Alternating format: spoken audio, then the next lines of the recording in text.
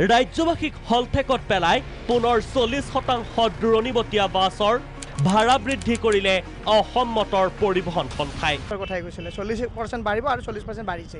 এইটো একো কোৱা নাই, 10 তাৰিখৰ পিছতে কম বুলি কৈছে। 10 তাৰিখে দিম বুলি কৈছে সিদ্ধান্ত, 10 তাৰিখে দিব। পৰিৱৰ্তন হোৱা নাই নেকি? এতিয়া কম হোক আর বেশি হোক পরিবর্তনতো হয়েছি না হওয়া নাই। আগত যদি 10 টাকা আছিল এতিয়া 20 টাকা হব, আগত 3 টাকা আছিল এতিয়া 10 টাকা হব, এইটো পরিবর্তন নহল নেকি? মঙ্গলবাৰৰ পৰা এই ভাড়া বৃদ্ধিৰ কথা আছিল যদিও সন্থাই বাছ ভাড়া বৃদ্ধিৰ কাৰ্যকৰী ৰূপ দিব 10 অক্টোবৰৰ পৰা। মন কৰক, অসম মটৰ পৰিবহণ সন্থাই ৰাজহুৱা কৰা এই দূৰণিবতীয়া বাছ ভাড়াৰ তালিকা।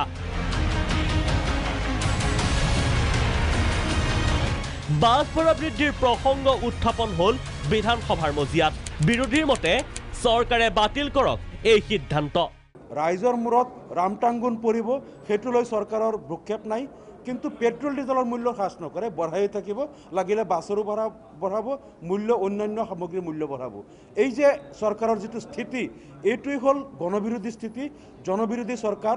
যি চৰকাৰে আজি শোষণ কৰিব লৈছে জনসাধাৰণক, দৰিদ্ৰ জনসাধাৰণক শোষণ কৰি তেওঁলোকে আজি পংগু বনাব বিচাৰিছে। পিছে নিৰ্বিকাৰ চৰকাৰ। পৰিৱৰ্তনকামী চৰকাৰে 30% বাছ ভাড়া বৃদ্ধিত জনালে অনুমোদন। 2012 চনৰ পিছৰ পৰা আজিলৈকে গাড়ী আৰু মালবাহী গাড়ী আৰু বাছৰ ভাড়া বৃদ্ধি হোৱা নাই। পেট্ৰল আৰু ডিজেলৰ দাম কম্পাৰেটিভলি বঢ়াটোতা হৈ আছে। আমাৰ অসমত ভাৰতবৰ্ষৰ ভিতৰত ভাড়া আটাইতকৈ বাছৰ ভাড়া অসমত আটাইতকৈ কম। সেইটো নহয়, কিন্তু বাছৰ এক্সিষ্টিং যিটো ভাড়া আছে সেই ভাড়াটো কমেও 30% ভাড়া, কমেও 30% ভাড়া আমি বৃদ্ধি কৰিবলৈ।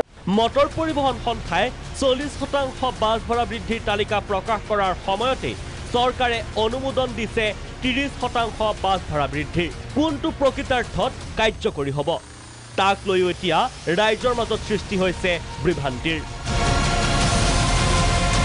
ভিডিঅ' জাৰ্নেলিষ্ট শ্যামলৰ সহযোগত হেমন্ত বেজ আৰু ৰুবুল গগৈ ৰিপৰ্ট, প্ৰাগ নিউজ।